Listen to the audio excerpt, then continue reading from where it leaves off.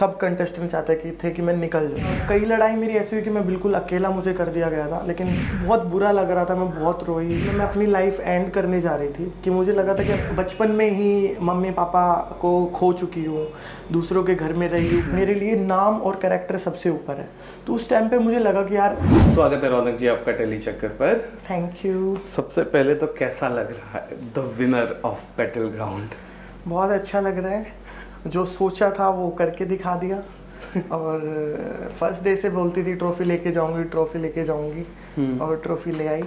तो जो चीज़ें आप बोलते हो आप कर देते तो ऑब्वियसली आपको बहुत अच्छा लगता है, बहुत प्यार मिल रहा है बाहर भी, फैमिली से भी। करेक्ट। अच्छा, कोई ऐसा मोमेंट आया था जो मेंटली और फिजिकली बहुत ज़्यादा चैलेंजिंग लगा आपको शो के दौरान? कौन सा था वो मोमेंट? मेंटली तो देखो थ्रू आउट द शो मेरे लिए मेंटली बहुत ज़्यादा प्रेशर था, बहुत स्ट्रेस था। क्योंकि देखो ऐसे माहौल में घर से बाहर जो विला से बाहर जो मेरा जो माहौल है, मुझे लोगों से बहुत प्यार मिलता है, सपोर्ट मिलता है, मोटिवेशन मिलता है कि और वहाँ पे ऐसा नहीं था। वहाँ पे सब आपकी टांग खींच रहे हैं, आपको डाउन करने के लिए, आपको पोक कर रहे हैं। तो वो सब चीज़ें मैंने कभी लाइफ में इससे पहले कभी देखी नहीं है। तो अलग ही बिहेवियर मेरा आ रहा था, तो मेंटली बहुत काफ़ी प्रेशर था, स्ट्रेस था। और फिजिकली तो देखो आप मेंटली आप जस्ट आपकी किसी से झगड़ा हुआ है अभी अभी जस्ट करंट में, और अभी के अभी आपको जाके परफॉर्म करना है। हाँ, फिजिकली। हाँ। तो दोनों तरीके से आप मतलब बहुत प्रेशर था कि अभी झगड़ा हुआ है, अभी रोए हो आप, और अभी जाके आपको अच्छा परफॉर्म करना है, अच्छा परफॉर्म नहीं है किया तो बेइज्जती हो जाएगी, और इतना सब कुछ बोल दिया है। तो मतलब होता है ना एक ह्यूमन नेचर, आप कई बार आप गुस्से में लड़ाई में ऐसी चीज़ें बोल देते हो, और फिर आपको ये रहता है कि यार अगर ये नहीं किया तो भाई जीना आराम हो जाएगा। तो वैसी वाली सिचुएशन तो मेरे साथ बहुत बार आई है। कोई ऐसा वाक्य, कोई ऐसा लाइन जो आप बोलकर आज रिग्रेट कर रहे हो?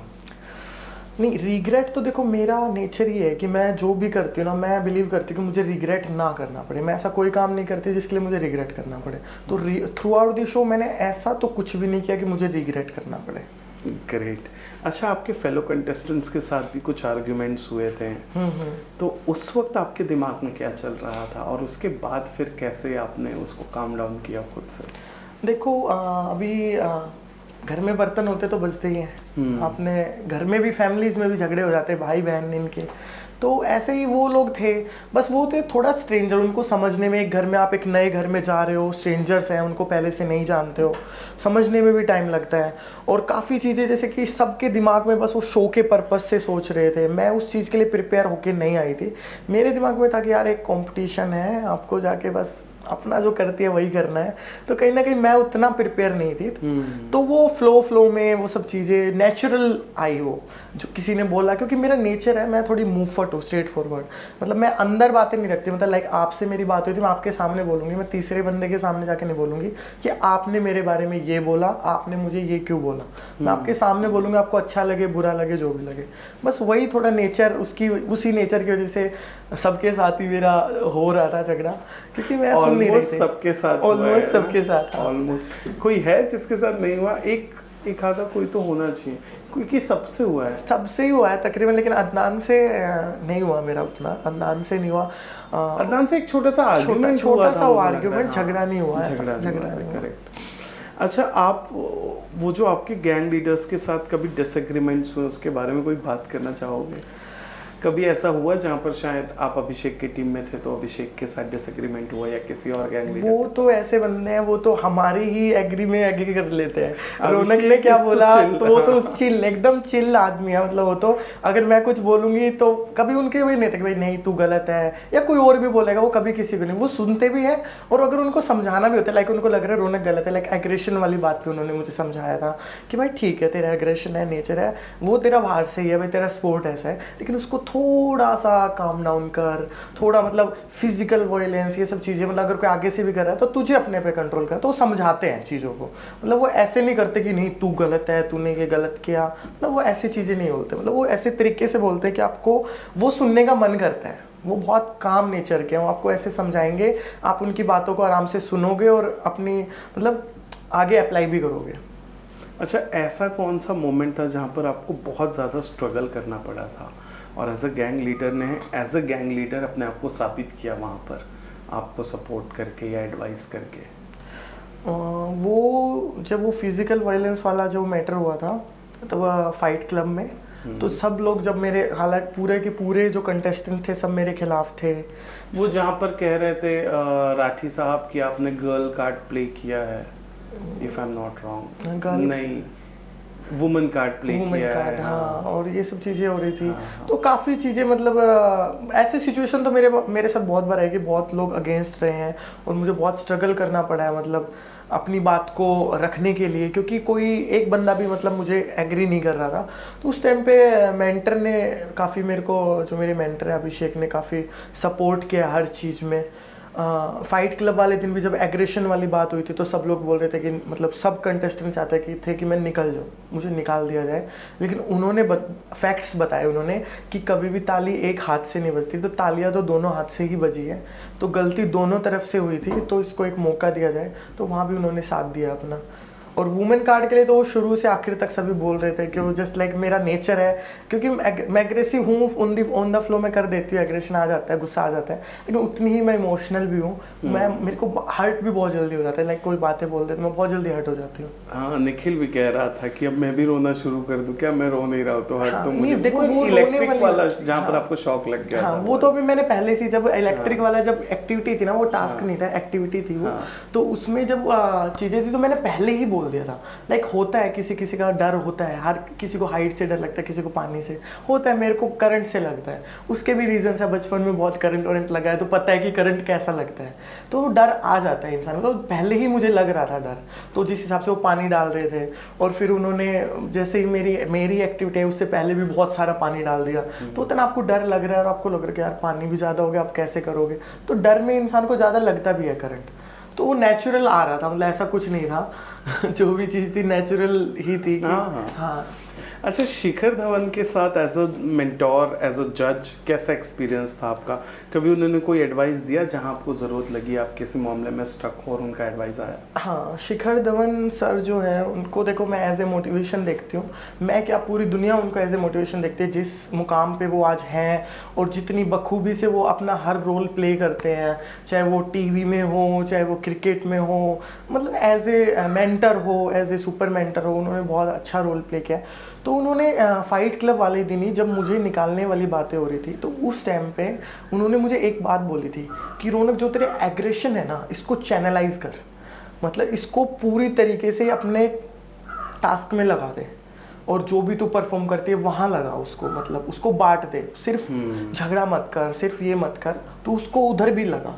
तो उनकी बात मेरे को बहुत अच्छी लगी कि बात तो ठीक है कि उसको अंदर दबा के रख, उसी टाइम पे मत निकाल, उसको दबा के रख और उसको चैनलाइज करके अपने टास्क में, अपनी जो फाइट क्लब है उनमें निकाल। तो उसके बाद मेरी परफॉर्मेंस भी आपने देखी होगी बैक टू बैक बहुत अच्छी आई है। वो तो ग्रो हो गया हाँ, था ऑल ऑफ सडन। तो कहीं ना कहीं मैंने उनकी जो एडवाइस उनको मैंने बहुत सीरियस लिया, क्योंकि मुझे भी कहीं ना कहीं लगा कि यार रौनक तू ये है ही नहीं ना जो तू, ठीक है गुस्सा आना तो मेरा बाहर भी है नेचर, मैं हूँ, एग्रेशन मेरे में है, क्योंकि मेरा स्पोर्ट्स भी ऐसा है, और मुझे हमेशा लोगों से प्यार सपोर्ट यही मिला है, मतलब ऐसा मतलब किसी ने सामने से आके ऐसा इतना बोलना, पोक करना, गाली गलौच, ये सब चीज़ें मैंने नहीं देखी, तो वो एकदम से आ गया था। तो चीज़ें समझ में आई, फिर बाद में समझ के आप एक रियलिटी शो में हो, उन्होंने मुझे समझाया कि भाई आप एक रियलिटी शो में, आपको लाखों लोग देख रहे हैं, तो मुझे कहीं ना कहीं उनकी बातें बहुत अच्छी लगी और मैंने अप्लाई की।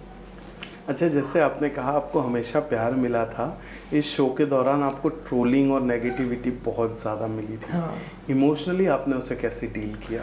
इमोशनली देखो मेरा ये है कि मैं चीज़ें ना, मेरे अंदर एक मतलब पॉजिटिव चीज़ मान लो, मैं चीज़ें ना पकड़ के नहीं रखती। लाइक मेरा अगर किसी से 2 दिन पहले, 1 दिन पहले झगड़ा हो, मैं बात ही भूल, अगर उसने मुझसे आके प्यार से बात कर ली ना, मैं 2 दिन पहले क्या हुआ वही भूल जाती हूँ कि भाई उसने बोला क्या था। तो मतलब मैं चीज़ें पकड़ के नहीं रखती हूँ, लाइक जो 2 दिन पहले हुआ वो जा चुका है, मैं आगे की चीज़ों पर फोकस करती हूँ कि फ्यूचर में क्या होना है, फ्यूचर में मैं क्या कर सकती हूँ। तो कहीं ना कहीं ये चीज़ मुझे हेल्प करती है, तो मेरा दिमाग एकदम लाइट रहता है। तो वो कहीं ना कहीं आप जब चीज़ें पकड़ के रखते हो ना, तो आप इमोशनली ज़्यादा ब्रेक डाउन होते हो, चीज़ें सोचते हो, ओवर थिंक करते हो। तो वैसा मेरे साथ बिल्कुल भी नहीं है, मैं 1 दिन पहले की बात भी भूल जाती हूँ। आपका मेरा झगड़ा हुआ अभी, जस्ट आप 2 घंटे बाद आके मुझसे 2 मिनट प्यार से बात करोगे, मैं भूल जाऊँगी कि आपने मुझे क्या बोला था। तो वो मेरा नेचर है। तो कहीं ना कहीं ये जो मेरा नेचर मुझे हेल्प करता है, तो मैं चीज़ें पकड़ के नहीं रखती हूँ, तो भूल जाती हूँ, और फिर वैसी जैसी थी वैसी हो जाती हूँ। अच्छा, ये तो आप भूल जाते हो, पर जब फीमेल कंटेस्टेंट्स के साथ आपको कंपेयर किया जा रहा था, बैटल ग्राउंड में, तब आपको क्या लगा कि किस बात की वजह से आप स्टैंड आउट कर रहे थे या स्ट्रॉन्ग दिख रहे थे वहाँ बाकियों से?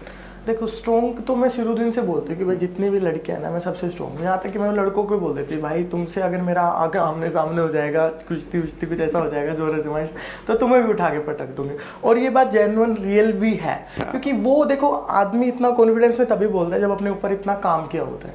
तो मैंने बहुत अपने ऊपर काम किया है, मैंने 8-8 घंटे मेहनत की है।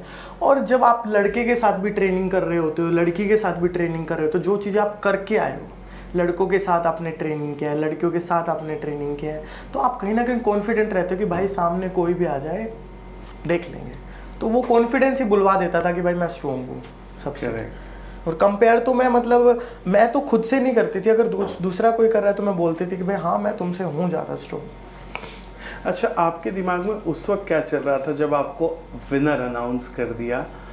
मतलब पहले 10 सेकेंड 20 सेकेंड क्या खुद पर विश्वास हुआ, और क्या ये एक्सपेक्टेशन था आपका कि जीतूंगी तो मैं ही? नहीं, मन में तो ये था कि कुछ भी हो जाए जीतना है। एक भूख होती है ना आपके अंदर, एक हंगर होता है, तो मतलब मन में ये था कि भाई कुछ भी हो जाए कैसे भी करके जीतना ही है। तो कहीं ना कहीं उस चीज़ ने बहुत पुश किया है। मेरी उंगली टूटी हुई है, मतलब 20 दिन पहले ही टूट गई थी, तो उसकी वजह से ग्रिपिंग में भी, तो वो सब चीज़ मैं भूल गई थी कि कहाँ दर्द है, क्या बॉडी दुख रही है, क्या नहीं हो रहा है। पूरा अपना मतलब 100 to 200% मैंने डाला। और मतलब जब आप एक चीज़ को बहुत शिद्दत से चाहते हो ना कि भाई मुझे तो ये चाहिए और वो आपको मिल जाए, तो आप खुद सोचो उस टाइम पे जो वो मोमेंट होता है ना, आप मतलब डिस्क्राइब नहीं कर सकते हो आप उसको वर्ड्स में। तो वो फीलिंग ही बहुत अलग फीलिंग थी, मतलब जीतने के बाद वाली। अच्छा, अब जो कि आप जीत चुके हो, तो क्या कुछ चेंजेस हुआ है प्रोफेशनली आपकी लाइफ में, करियर में? क्या नए अपॉर्चुनिटीज़, कौन से नए दरवाजे खुले हैं आपके लिए? देखो स्पोर्ट्स का दरवाज़ा तो मेरे लिए पहले से खुला हुआ है रेसलिंग। इसके अलावा मुझे लोगों से बहुत प्यार मिल रहा है, और जहाँ भी मैं जा रही हूँ मतलब लोग मतलब मैंने बाहर आके एक चीज़ देखी, मतलब मैं सोच रही थी कि गुस्से की वजह से लोग मुझे आके बोलेंगे कि यार तूने कितना गुस्सा किया, ऐसा कुछ, मतलब लोग उसको बड़ा फन वे में ले रहे हैं। तो मतलब मुझे बड़ा अच्छा लग रहा है कि यार मुझे बताना नहीं पड़ रहा लोगों को कि मैंने ये क्यों किया, तो लोगों को पहले से ही पता है। मतलब इतना लोग मुझे जान गए इस शो के थ्रू, बैटल ग्राउंड ने मतलब मुझे वो प्लेटफॉर्म दिया है कि मुझे लोग इतना प्यार कर रहे हैं। क्योंकि उसमें नेगेटिविटी नहीं थी जो मैंने देखा। आप जहाँ रो भी रहे हो या तोड़फोड़ मचा रहे हो, या निखिल ने जब वो बात भी कही कि ये रेसलर है, मेरे गली के लोकल रेसलर से इसे लड़वा दूँ तो ये उसे 4 बार उठाकर पटक, उसके बाद भी जो भी कुछ आप कह रहे थे, रेसिप्रोकेशन जो भी था, वो नेगेटिव नहीं लग रहा था या गंदा नहीं लग रहा था। इस वजह से आपको इतना प्यार मिल रहा है कि वो उसमें भी क्यूटनेस था कि भाई ये तो अपनी बात कर रही है और ये तरीका है उसका बात करने का। अच्छा, इससे आपके स्ट्रेंथ और आपके फिजिकल या मेंटल स्ट्रेंथ को आपने कितना एग्जामिन किया? अब आपको कितना आइडिया है कि अब मैं इस एक्सट्रीम तक चीज़ें बर्दाश्त कर सकती हूँ? देखो बैटल ग्राउंड ने ना मुझे, मैं सच बोलती हूँ, मेंटली शायद मेरा लेवल, मैं गई हूँ तब ये होगा, बट अब लेवल मेरा ये है बिकॉज मैंने वहाँ परफॉर्म किया है जहाँ इतनी चोट में। देखो यहाँ पे जब मैं परफॉर्म करने जाती हूँ, मेरे पास मैं प्रॉपर रिकवरी लेती हूँ, मैं प्रॉपर नींद लेती हूँ, मैं प्रॉपर ट्रीटमेंट, प्रॉपर डाइट, हर चीज़ मतलब मैं प्रॉपर तरीके से। और मतलब ऐसा कुछ मेंटली इतना वो नहीं होता है आपके ऊपर कि आपसे कोई लड़ रहा है, ये सब चीज़ हो रही है। लेकिन वहाँ पे जाके आप मेंटली इतना ब्रेक डाउन हो रहे हो, जस्ट बाद आप परफॉर्म कर रहे हो और बहुत अच्छा परफॉर्म कर रहे हो, जो कि एक्सपेक्टेड नहीं था मुझे खुद से भी कि भाई मैं उस सिचुएशन में भी ऐसा परफॉर्म कर सकती हूँ। इतना इमोशनल ब्रेक डाउन होने के बाद भी, इतना मतलब अकेला फील होने के बाद भी, बिकॉज कई लड़ाई मेरी ऐसी हुई कि मैं बिल्कुल अकेला मुझे कर दिया गया था, लेकिन उसके बाद भी मैंने मतलब जब परफॉर्मेंस की बारी आई मैंने बिल्कुल फाड़ दिया परफॉर्मेंस में। तो कहीं ना कहीं मैं मतलब बैटल ग्राउंड शो से ना मतलब मेरे को लगता है कि मेंटली फिजिकली तो मैं स्ट्रॉन्ग हुई हूँ। मुझे ऐसी ऐसी चीज़ें की जो मैं कभी सोच भी नहीं सकती कि भाई मैं कर सकती हूँ। और मेंटली भी मतलब मुझे लगा कि मेरा लेवल बढ़ा है कि अब मैं बाहर आके उतनी स्ट्रॉन्ग हूँ कि साला कुछ भी हो जाए परफॉर्म करने के टाइम में, मतलब मेरे को वो चीज़ें फील ही नहीं हो गया। इससे ज़्यादा तो क्या ही होगा कि आप रोके जा रहे हो और आप परफॉर्म कर रहे हो, सब लोग आपके खिलाफ अगेंस्ट है, तो बाहर की दुनिया में तो इतना होता भी नहीं है। करेक्ट। हाँ। अच्छा, आपको तब कैसा लगा जब आपको फिनाले से विड्रॉल करना पड़ा इंडियाज़ अल्टीमेट वॉरियर के वक्त? कितना कैसा फीलिंग था वो? क्या अंदर अच्छा या बुरा लग रहा था? देखो वहाँ पे मुझे चोट लग गई थी। मैं सब लड़कों को स्टार्ट से ही, वहाँ पे भी मैं सबकी फेवरेट थी। सब लड़कों को, हैवी वेट के लड़कों तक को मैंने और उठा लड़कों को डर भी लगता था और आपसे। लड़कों को डर भी लगता था और मतलब सबको ये था कि भाई यही बनेगी। हाँ। ऐसा था मतलब, क्योंकि मैंने सब में बहुत अपना, जैसे मैंने यहाँ पे किया ऐसे ही वहाँ पे किया था। और एंड टाइम पे मुझे चोट लग गई थी और काफ़ी बड़ी इंजरी मुझे वहाँ पे हुई थी, ACL इंजरी मुझे हो गई थी। तो बहुत बुरा लग रहा था, क्योंकि देखो मेरे को ना गिव अप, मतलब मैं किसी भी, जैसे मान लो इस शो में भी आ गई, उस शो में भी तो मुझे ये था कि यार आई हूँ ना तो बस मुझे जीत के जाना है। मतलब मुझे जीत का एक ऐसा वो सवार रहता है भूत की, अब आ गए हो ना तो चाहे कुछ भी टूटे फूटे बस करना ही है। लेकिन उस टाइम पे वो चोट ऐसी लग गई थी कि आप बिल्कुल इतना नज़दीक आके कि आपको वो कदम पीछे उठ करना ही पड़ेगा, नहीं तो वो चोट आपकी ज़्यादा बढ़ गई तो आपका पूरा फ्यूचर स्पॉइल हो सकता है। तो बहुत बुरा लग रहा था, मैं बहुत रोई काफ़ी, 1 से 2 महीना तो मुझे यही सोचती रही यार, कोप अप करने में लग गया, कोप अप करने में लगा, मतलब कि और ऊपर से चोट, सर्जरी एंड पेन, और आप बाहर वाली लाइफ भी आपकी काफ़ी डिस्टर्ब हो गई है, क्योंकि उस टाइम पे मैं रेसलिंग के पीक पे थी, एकदम पीक पे, लाइक आप बहुत अच्छा कर रहे हो, तो मतलब काफ़ी चीज़ें मतलब लाइफ में उथल पुथल सी हो गई थी, मेंटली एंड फिजिकली दोनों बहुत डिस्टर्ब हो गई थी उस टाइम पे। ओके, आप थोड़े टफ क्वेश्चंस। हाँ। आप न्यूज़ में किसी लीगल केस, फाइनेंशियल फ्रॉड में इन्वॉल्व थे, वो जो स्टोरी, आपके साइड की स्टोरी क्या है इस पूरे मामले में? मेरी साइड की स्टोरी देखो, मैं तो स्पोर्ट्स करती हूँ, मैं अपना वो, उनका था मेरे हस्बैंड से और उनका मैटर था, मान लो उनका कुछ लेन देन हुआ आपस में पैसों का, बिजनेस को लेके, तो उनका आपस में कुछ लेन देन हुआ था और मुझे उस चीज़ की कोई इन्फॉर्मेशन नहीं थी। मैं कैंप में बाहर गई हुई थी, मतलब ट्रेनिंग के लिए बाहर गई हुई थी। तो जस्ट लाइक अब मान लो मेरा नाम है और आपका, मान लो आपका कोई दोस्त है, आपकी वाइफ है और आपका उससे कुछ लेन देन है पैसों का, और आपने कैश में उसको पैसे दे दिए, कुछ पैसे ऑनलाइन दे दिए, कुछ पैसे रह गए, लेकिन उसका किसी चीज़ में नुकसान हो गया और वो अच्छे उस पर है, तो वो आपको परेशान करे कि भाई मुझे पैसे दो पैसे दो पैसे दो ऐसे करके, और भाई अगर नहीं हो पाता है तो फिर वो आपकी वाइफ को परेशान करे, जबकि उसका कोई मैटर ही नहीं है उसमें, मतलब वो जानती तक नहीं है कि भाई क्या मैटर हुआ है क्या नहीं हुआ है।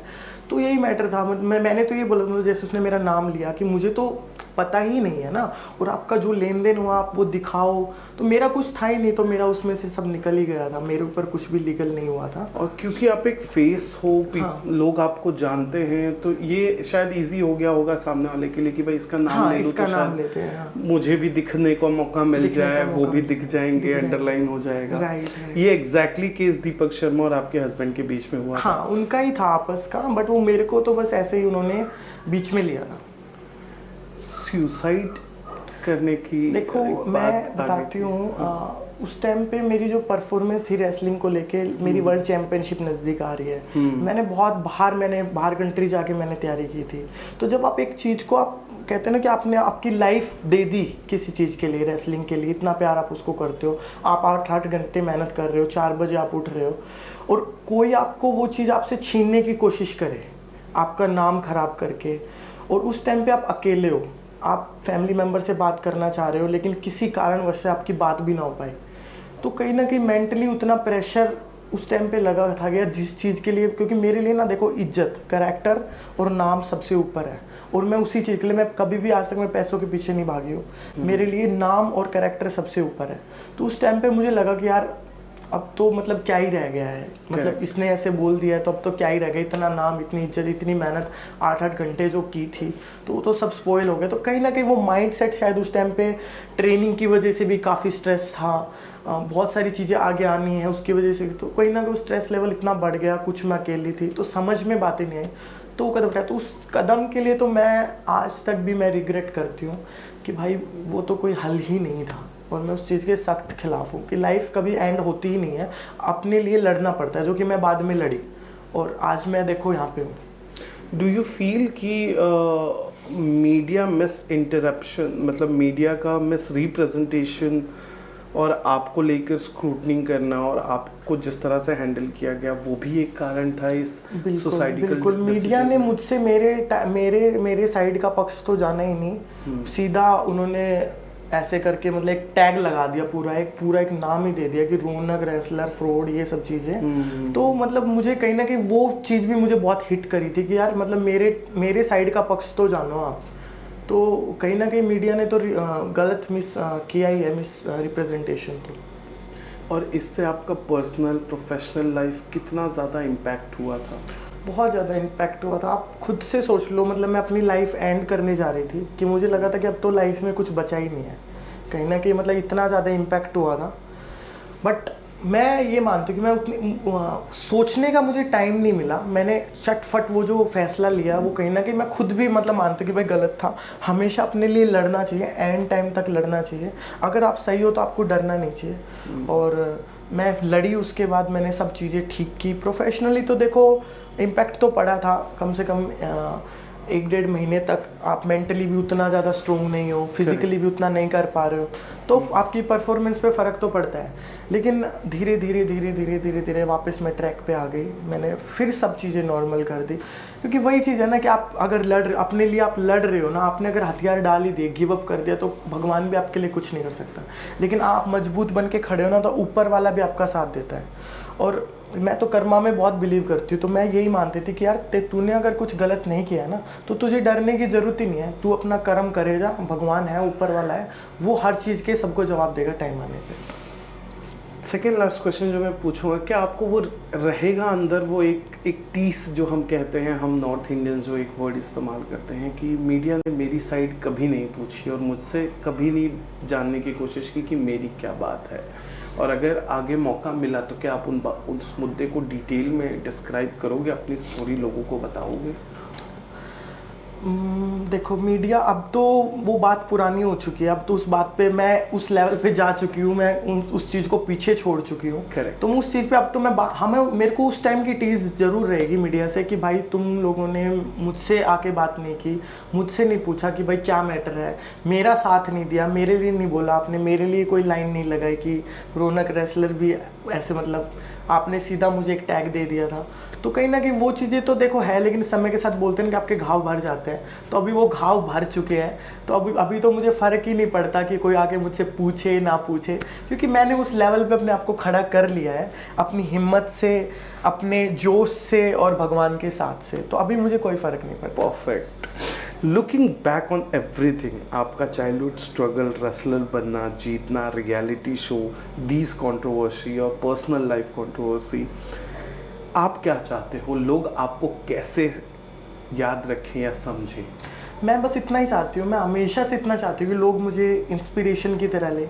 लाइक बचपन में ही मम्मी पापा को खो चुकी हूँ, दूसरों के घर में रही हूँ, पहले पढ़ाई के लिए स्ट्रगल किया, फिर ससुराल में इन लोगों ने मुझे इतना सपोर्ट, इतना प्यार दिया, मैंने रेसलिंग की, मैंने प्रूव किया कि हाँ मैं कुछ कर सकती हूँ, मैंने इनका, अपने परिवार वालों का नाम रोशन किया। तो मैंने बहुत स्ट्रगल किया है।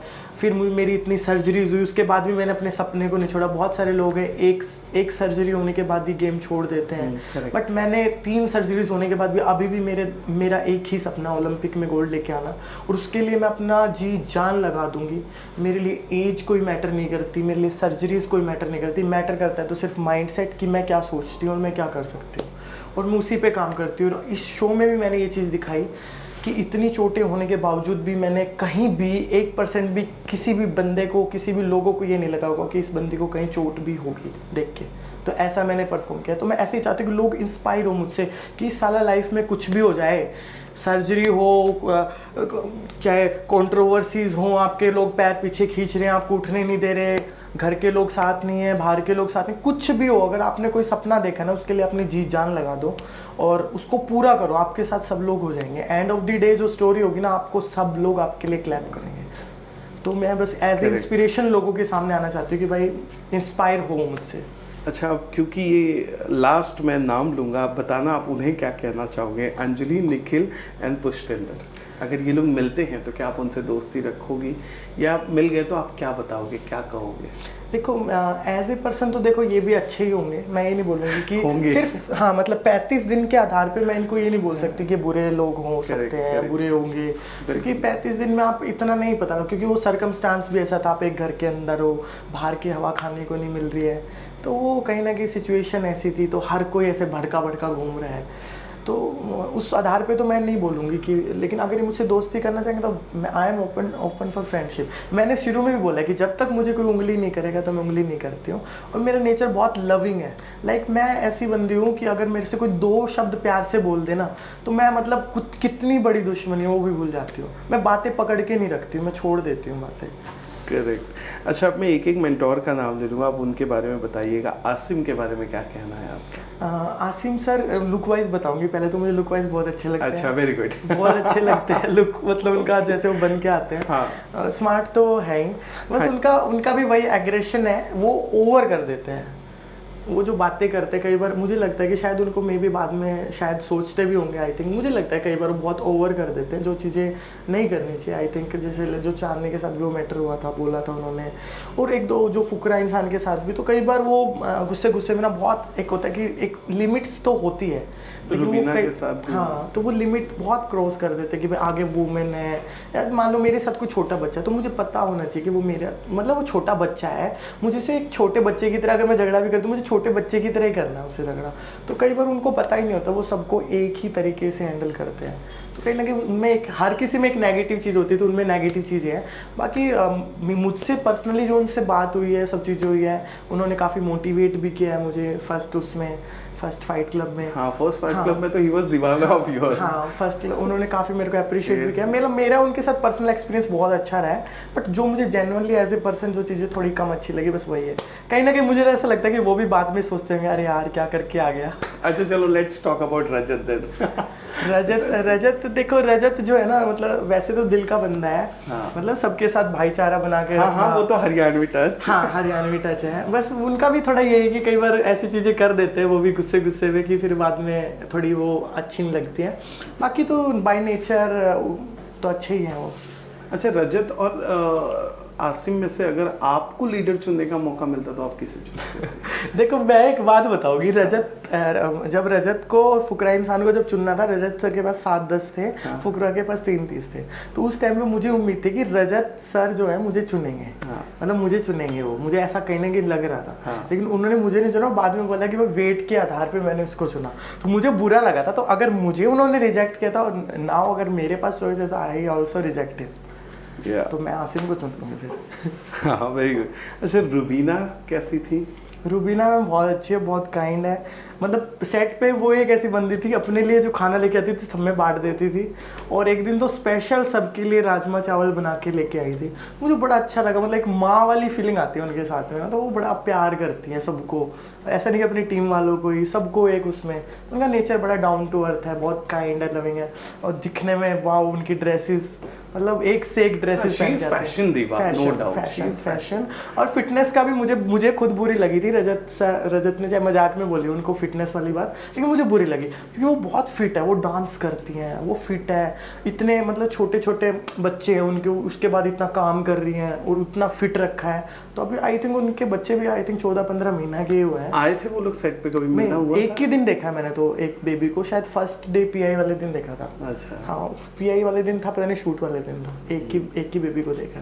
तो काफ़ी छोटे बेबी हैं और उनको संभालना और इतना फिट रहना आई थिंक बहुत मुश्किल होता है। तो फिटनेस इज नॉट, मैं एक चीज़ और बोलना चाहूँगी, fitness is not like this. Yes, fitness is not like this, fitness is this. And also आपको फिट इतने होने चाहिए कि आप अपने डेली रूटीन के काम अच्छे से कर पा रहे हो। तो फिटनेस का जो है ना, एक डेफिनेशन ये भी है कि फिटनेस सिर्फ यही नहीं है कि जिम में डंबल मारे, वो एक अलग फिटनेस है। वो हम लोगों के लिए, स्पोर्ट्स पर्सन के लिए, जो फिटनेस फ्रीक है उनके लिए, जो डेली रूटीन में है, जो महिलाएं हैं, जो और भी जो लोग बिजी रहते हैं, तो उनके लिए अलग फिटनेस, उनके लिए अपना काम अच्छे से करना ही फिट है कि आपको कोई बीमारी नहीं है, आप हेल्थ वाइज अच्छे हो। ओके, अब अपने लीडर के बारे में, तो अभिषेक के बारे में हम नहीं बात करें तो कैसा चले? How is he? हाउ फुकरा? तो मतलब मैं तो उनकी सच में मतलब बहुत फैन हूँ उनकी। मतलब मैं तो उनको भाई बोलती हूँ, वो भी मुझे बहन बोलते हैं। और मतलब हाँ, बहन बोलते हैं, बहन रुक जा। मतलब वो ही एक ऐसे इंसान है जो गुस्से में भी हो ना, मैं उनको सुन सकती हूँ। अगर मैं फुल ऑन गुस्से में हूँ और वो कुछ बोल रहे तो मैं सुन सकती, तो वो एक ऐसे इकलौते इंसान है। और मतलब उनका नेचर, वो इतने काम है, मतलब उनको कोई इतना पोक भी कर रहा है ना, वो तब भी इतना काम रहते हैं कि मतलब कामली सब चीज़ें हैंडल कर रहे हैं। और मतलब उनको अपने हर सेंस पे कंट्रोल है, सेंसेस उनके, ऐसा लगता है कि उन्होंने अपने ऊपर ही कंट्रोल किया हुआ है कि आप उनको कुछ भी बोल लो, वो आपको कामली ही आंसर देंगे। मतलब इतने काम है। जब झगड़ा भी हो रहा था तब भी मैं देख रही थी यार, मतलब अगला बंदा इतना बोल रहा है, वो इतने काम है, इतना कामली सब चीज़ें इतनी अच्छे से सोच समझ के आंसर देते हैं। और मतलब उनकी जो वाइब है ना वो भी बहुत पॉजिटिव है। आप उनके सामने जाओगे, बातें करोगे तो मन एकदम खुश है। छोटे बच्चे को देख के हाँ, आपका मन खुश हो जाता है ना, कि प्योर आत्मा सोल को देख के। लाइक उनके साथ भी ऐसा ही है कि उनके साथ आप खुश रहते हो। और मोटिवेशन तो आपने देखा ही होगा, मतलब उनका हाँ, motivation he used to motivate fight for करने का his team स्टाइल भी इतना फनी और इतना अच्छा है ना, मतलब आप बिल्कुल प्रेशर ही नहीं आता दिमाग पे कि भाई आप परफॉर्म करने जा रहे हो। डन। हाय, आप सबकी चाहिए थी रौनक, बैटल ग्राउंड की विनर। आप सबने मुझे देखा टैली चक्कर पर।